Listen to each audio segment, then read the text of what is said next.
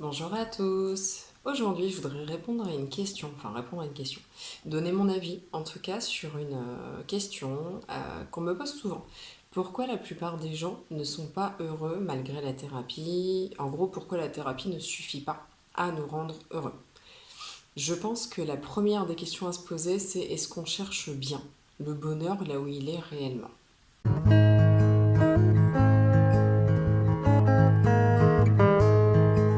Premièrement, je précise une chose qui est particulièrement importante, c'est que tout ce que je vais dire aujourd'hui, c'est en lien avec ma vérité, avec ce que j'ai appris, avec ce qui me parle à moi, avec mon expérience personnelle et avec l'expérience professionnelle que j'ai acquise jusqu'aujourd'hui, de par mon activité de thérapeute énergétique, etc., d'accompagnatrice. Donc voilà, c'est ma vérité. Si ça vous parle, c'est tant mieux. Si ça ne vous parle pas, c'est pas grave. Vous pouvez passer à la prochaine vidéo. Ou alors voilà, c'est que ce sujet, en tout cas, n'est pas pour vous ou pas tout de suite maintenant. Voilà, en gros, c'est l'idée. Alors, le bonheur se trouve partout. Partout dans les joies de la vie, c'est-à-dire à l'extérieur, en regardant le soleil, en écoutant les oiseaux chanter, en regardant les arbres. Dans chaque respiration, on a quand même cette chance de vivre en fait, quoi. Mais on passe souvent, pour la plupart d'entre nous, complètement à côté de la vie. Pour la plupart d'entre nous, on n'est même plus spécialement conscient qu'on respire, qu'on est en vie, qu'on a cette chance d'être en vie, qu'on a cette chance d'avoir une nature aussi magnifique, etc., etc. Et cetera. Et en fait, on ne profite plus de ces choses-là. Je ne sais pas pourquoi. Parce qu'elles sont acquises, parce qu'on n'y prête plus attention. Euh, on va nous dire que c'est parce qu'on a trop de choses à faire. Oui, mais même quand on a beaucoup de choses à faire, et je pense qu'on parle tous en connaissance de cause, euh, on a quand même le temps de s'arrêter pendant 3 minutes, regarder la nature. Je pense qu'on est tous capables de faire ça.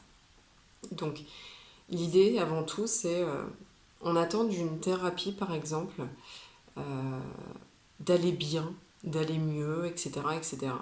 Sauf qu'en fait, la thérapie, oui, va nous libérer de certains blocages, qu'ils soient psychologiques, énergétiques, etc., etc. Ça, c'est ok. Par contre, la thérapie ne nous aidera pas. Enfin, la thérapie ne peut que nous aider à voir là où le bonheur se trouve déjà. Après, tout dépend de nous, de notre faculté, de notre facilité à regarder ce qui est déjà. Donc à regarder la nature, à prendre le temps de s'arrêter sur elle, à prendre le temps de prendre le temps, justement. Ça pouvait pas être aussi simple que ça. Enfin, ça ne peut être que aussi simple que ça, pardon. La première des choses, c'est ça.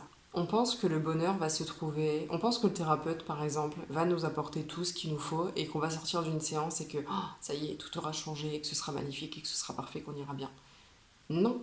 Parce que si on n'est pas conscient de la chance qu'on a d'avoir une terre aussi magnifique, de pouvoir profiter de sa famille, pour ceux qui ont la chance d'en avoir une, de profiter de tout ce qui est beau, de tout ce qui est bon, le bonheur, on ne le trouvera jamais vraiment, parce que le bonheur, on le cherche à l'extérieur de nous. Le bonheur, on va le chercher dans une maison, dans un travail. On entend souvent cette phrase, vous savez, de ils ne me rend pas heureux ou elle ne me rend pas heureuse. Donc on cherche le bonheur, on remet notre propre bonheur dans les mains de quelqu'un d'autre que nous. Et ça, c'est pas possible. Notre bonheur n'appartient qu'à nous et ne dépend que de nous. Je ne parle évidemment pas des gens qui ont des problèmes, etc. Ça, j'en parlerai après, parce que c'est pareil. Je ne parle que en connaissance de cause. Des problèmes, j'en ai eu.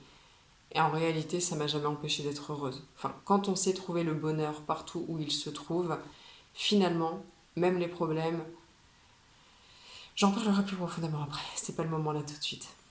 Donc ça, c'est la première chose. L'autre chose, elle est que on veut être heureux en ne donnant même pas ce que notre corps a besoin. Les cellules de notre corps ont besoin de soleil. Les cellules de notre corps a besoin de vitamine D, pour faire simple. Notre corps, notre cerveau, nos yeux ont besoin de voir l'extérieur. Et pour la plupart d'entre nous, malheureusement, la seule lumière qu'on voit, c'est celle de nos écrans.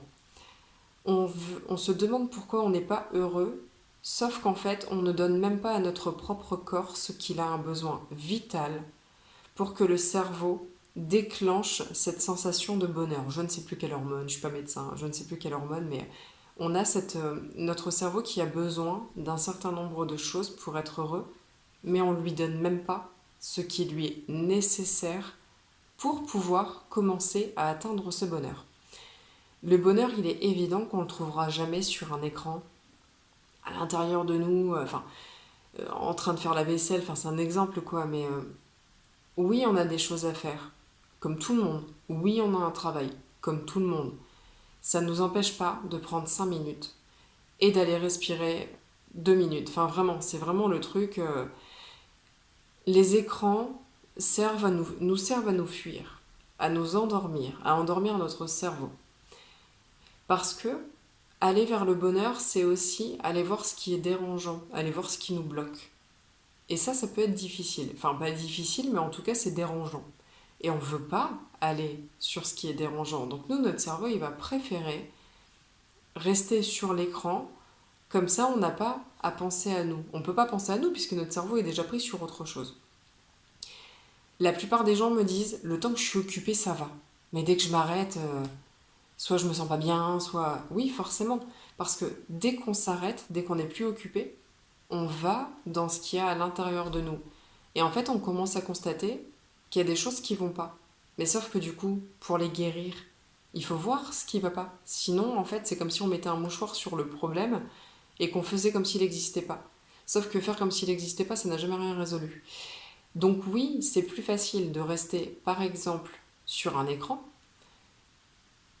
que de chercher, enfin que de constater, c'est même pas chercher, que de constater ce qu'il y a à l'intérieur de nous. L'écran, ça nous permet vraiment d'oublier ce qu'on a et ce qu'on est, sauf qu'en fait, on peut pas trouver le bonheur si on ne sait même pas ce qui nous bloque et qu'on ne peut même pas guérir ce qui nous bloque. Sauf qu'une fois qu'il est guéri, ce truc, bah du coup, il n'est plus là. Il a plus à nous blesser, etc., etc. Et donc là, on peut commencer à aller vers le bonheur. Donc c'est vraiment un ensemble de choses. On donne pas à notre corps ce qu'il a besoin pour être heureux. On fait tout pour bloquer notre cerveau, consciemment ou inconsciemment. On fait tout pour bloquer notre cerveau parce qu'on préfère ne pas penser. Sauf qu'en ne pensant pas, en s'interdisant de penser, en refusant de penser, eh bien en fait on guérira jamais. Donc on peut pas aller vers le bonheur puisqu'on veut pas guérir. En gros, c'est vraiment l'idée quoi. Il y a déjà tout ça. Ce sont les premières choses, en tout cas de mon point de vue. En tout cas, c'est comme ça que moi j'ai fonctionné du coup pour trouver, ou en tout cas pour mettre le premier pied dans mon bonheur. Ça, en tout cas, voilà, ça c'est ma vision des choses. Je pourrais en revenir à cette petite phrase de il ou elle ne me rend pas heureux ou heureuse. Donc, on met notre propre bonheur dans les mains de quelqu'un d'autre. Je ne parle pas des personnes qui vivent avec des personnes qui sont littéralement toxiques, qui sont mauvaises, enfin mauvaises pour nous, etc., etc. Je parle pas de ce cas de figure-là. Je parle de, par exemple, je parle encore une fois en connaissance de cause. On rentre du travail, on a passé une journée compliquée, et en plus il y a notre conjoint qui est là, qui fait la tronche parce que lui aussi il a passé une journée compliquée.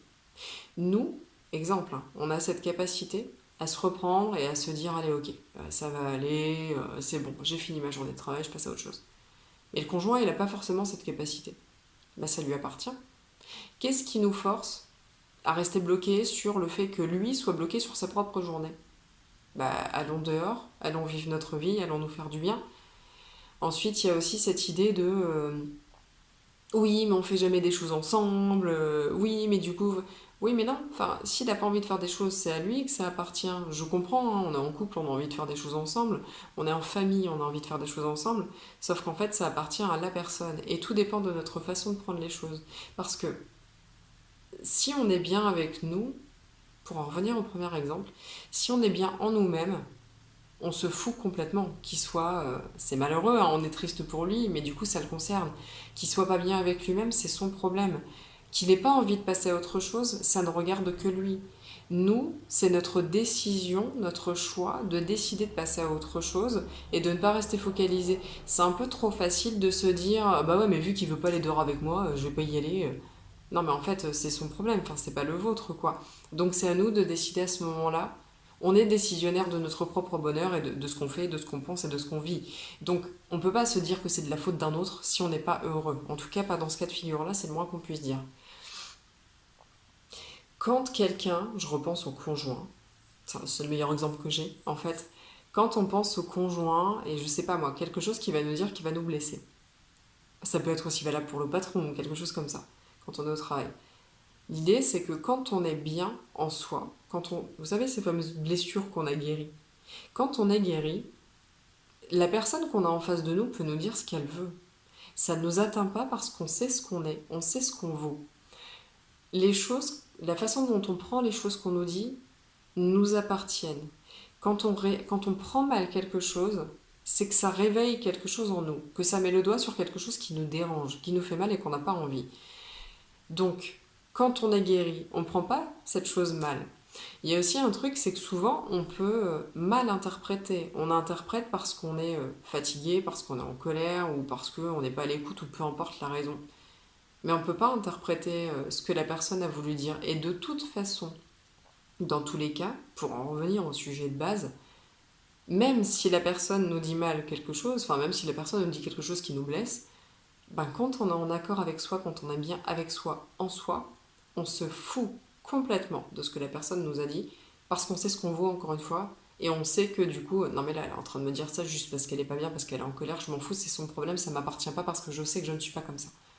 En gros, c'est ça. La façon dont on prend les choses dépend de nous, et dépend en aucun cas de l'autre. Alors, je suis pas parfaite, hein, c'est le moins qu'on puisse dire. Moi aussi, ça m'arrive clairement d'être agacée parce que mon conjoint ou peu importe qui peut me dire.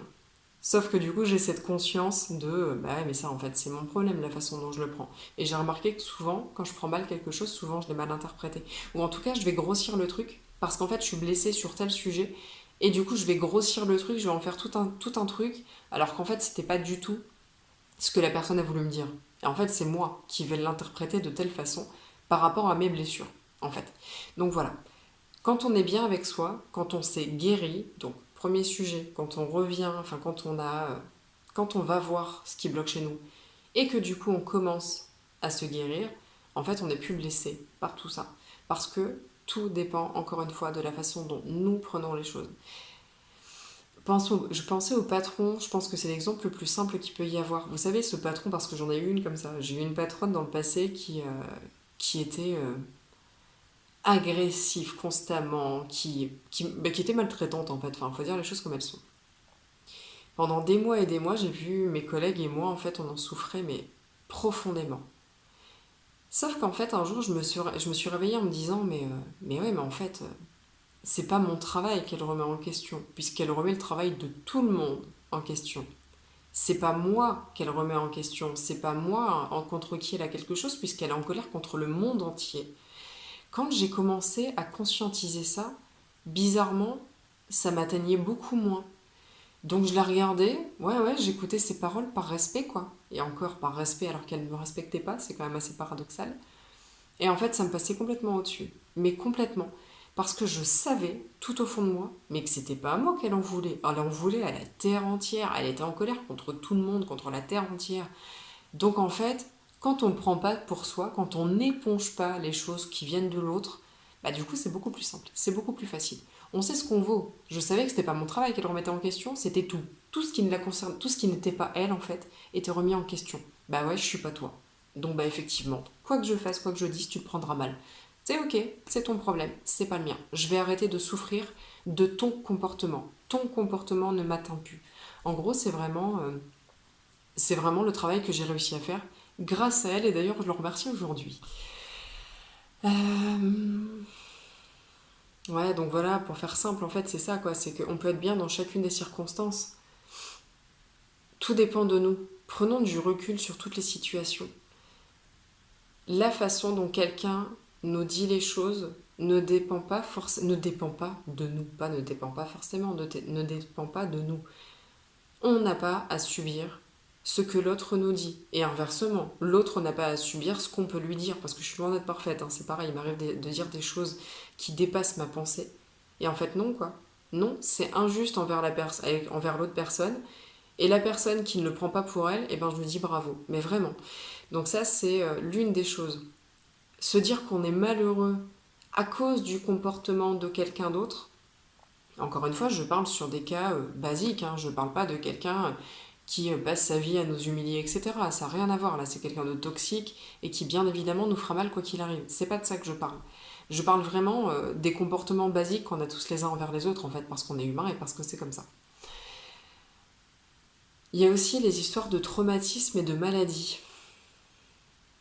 Alors, pareil, hein, je connais. Des traumatismes, j'en ai eu, c'est le moins qu'on puisse dire. Des maladies, j'en connais un rayon, j'en ai eu aussi. Et d'ailleurs, j'ai encore des maladies voilà, que j'aurai toute ma vie. Pendant des années, ça m'a tellement pris la tête que je me disais, de toute façon, non mais j'ai tellement de traumatismes, j'ai tellement de maladies que je pourrais jamais être heureuse. Bah, sauf qu'en fait, aujourd'hui, j'ai constaté que mes maladies vont beaucoup mieux, mes traumatismes vont beaucoup mieux, maintenant que je vais dans le bonheur. Quand on est oppressé par ces traumatismes et par ces maladies, c'est simple, on pense qu'à ça. En pensant qu'à ça, on ne voit plus ce qui est à côté, on ne voit plus le bonheur. Sauf qu'en fait, j'ai fait le choix de me concentrer sur ce qui me plaisait le plus et sur ce qui me faisait du bien, plutôt que de rester concentré sur ce qui me faisait mal et ce qui me faisait peur. Donc, ok, j'accepte, les maladies elles sont là, elles resteront là potentiellement jusqu'à la fin de mes jours. C'est comme ça, enfin de toute façon c'est même pas potentiellement, c'est le cas. Ok, ça restera là jusqu'à la fin de mes jours. Du coup, quoi? Je reste focalisée jusqu'à la fin de mes jours sur des maladies qui, quoi qu'il arrive que j'y pense ou que j'y pense pas, elles seront toujours là, hein, ça change rien. Donc pourquoi ne pas arrêter d'y penser, aller dans la vie, aller dehors, etc., au soleil, etc., prendre soin de moi, puisque de toute façon, que j'y pense ou que j'y pense pas, la maladie elle disparaîtra pas, hein. Ça ne pourra pas partir, quoi qu'il arrive. Donc j'ai fait ce choix de profiter de la vie. Et en fait, bizarrement, j'ai remarqué que mes traumatismes ont commencé à se guérir comme ça, tout simplement. Alors, guérir.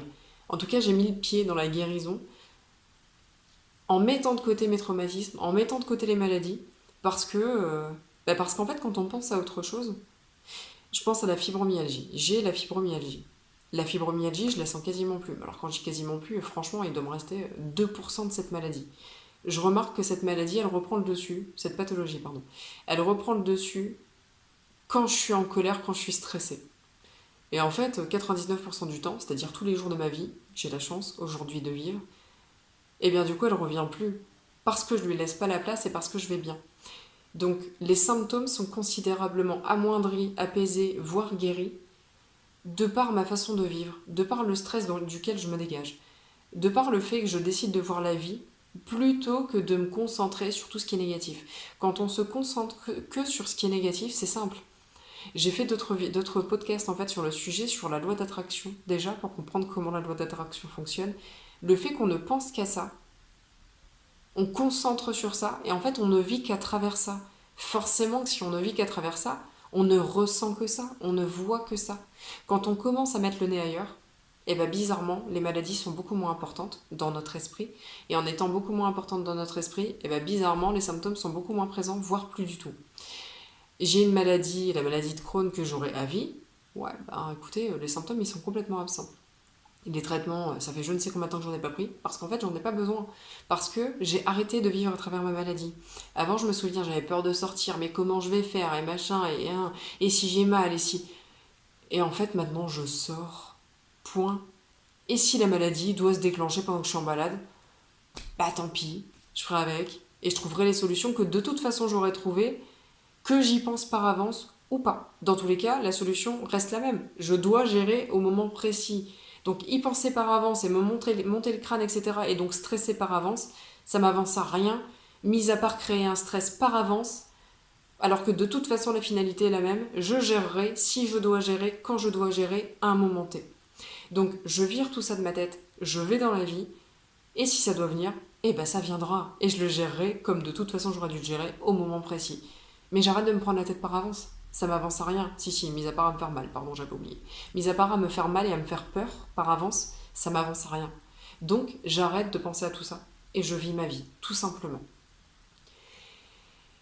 Je parlerai des pathologies, des maladies, des traumatismes, etc. dans d'autres podcasts. Tout ça pour dire que tout ce qu'on a vécu, c'est considérablement amoindri quand on arrête de focaliser là-dessus.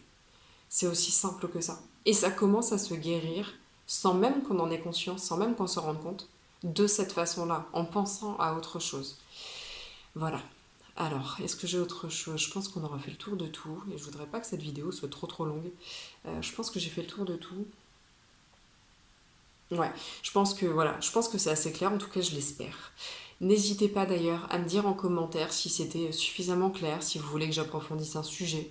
N'hésitez pas, il n'y a pas de problème. N'hésitez pas à me dire si vous avez aimé, donc soit en commentaire, soit je vous remercie de liker cette vidéo pour me dire si vous avez aimé ou pas. Même si c'est négatif, hein, s'il y a un commentaire sur lequel vous n'êtes pas d'accord, ok, vous avez le droit de ne pas être d'accord, il n'y a pas de problème, il n'y a pas de jugement, ça c'est ok. Et donc pour rappel, je suis praticienne en soins énergétiques, en hypnose régressive, en hypnose de l'enfance, en magnétisme, etc. Je rappelle évidemment que tout se fait à distance puisque nous sommes interconnectés.